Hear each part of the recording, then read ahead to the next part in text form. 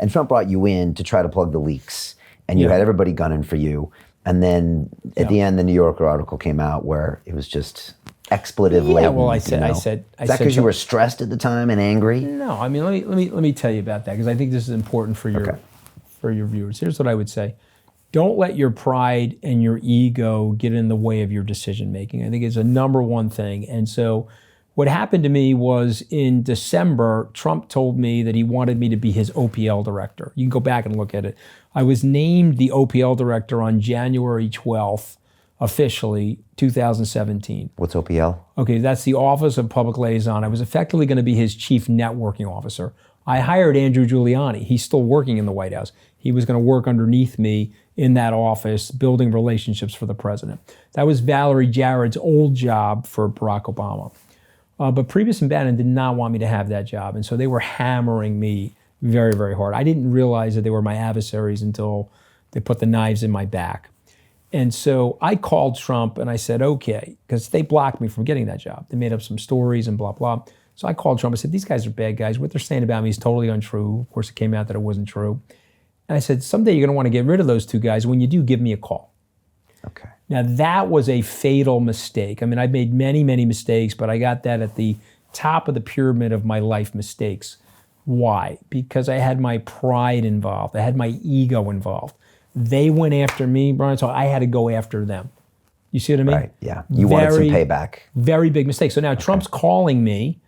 It's July 20th. He installs me in the job on July 21st. I am now amped up. Does he want you to get rid of him, or does he just want to mix it up, or does he just want to do something? No, 100%. No, he was like, in the first meeting in the Oval Office, he turned to Priebus and he said, hey, he's reporting me. Anthony's reporting directly to me. I don't want him tainted by your filth. It's literally what he said in the Oval Office. He says that to Priebus, but he doesn't fire him, but he says that to him. He says to Priebus, because he's not... He needs him. Well, he's not confrontational. See, Trump wanted him to resign. Okay, so he told me, get him out of here, get Bannon out of here. I said, okay, let me work on it. And the leaks are happening as well. It's driving everybody crazy. Driving them crazy. Remember, it was a very intense time. Yeah. It's dysfunctional now, but it was really dysfunctional then. So, and by the way, Bannon and Priebus were like the two major leakers. I mean, they were leaking to everybody. And so I was working on those two, but I had too much emotion.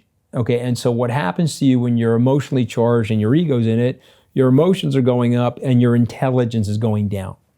And so I had my guard down. It was a Long Island native. This guy's father, I don't like mention the guy's name, so I'm not, but this guy's father worked with my dad. And we had a family relationship with his family for 50 years. He called me off the cuff, and I called him back, and I was having a very jocular, what I thought was off the record conversation, but that's my mistake. I needed to have said on the call, this is off the record. I didn't say that. We were just talking while he was recording me. In New York, you're in a one-party state. In DC, it's a one-party state. What does that mean? I can record you without your permission because I'm giving permission, okay? And so he recorded me. I said something totally inappropriate about Steve Bannon, which was actually very fucking funny, but I mean, it was inappropriate. You said, I'm not like Steve Bannon. I'm not trying to suck my own cock. Yeah, that was the fucking vintage line. I mean, come on. That was one of the best, it was one of the best lines of all time, right? But let me put it into context, okay? Because he's asking me to do a profile in the New Yorker magazine about me. And if you read the transcript or listened to what I said to him, I said, come on. I'm not going to do something that ridiculously self-promotional. It's my first week on the job. What do you think I am? Steve Bannon, blankety, blankety, blank, blank, blank, okay? And so he ran out to the paper, the New Yorker. He published it. I talked to him the next day. I said, why are you doing this to me? Our families know each other forever. You're going to get me fired. If you publish that, I'm going to be fired. Why are you being so transactional? We could have a relationship. I could help you here at the White House. No, I'm publishing it. And so he published it and I got fired. Right. And so General Kelly fired me on my 11th day in Washington. Would you have lasted much longer if it wasn't for the article? I think I would have lasted 12 days.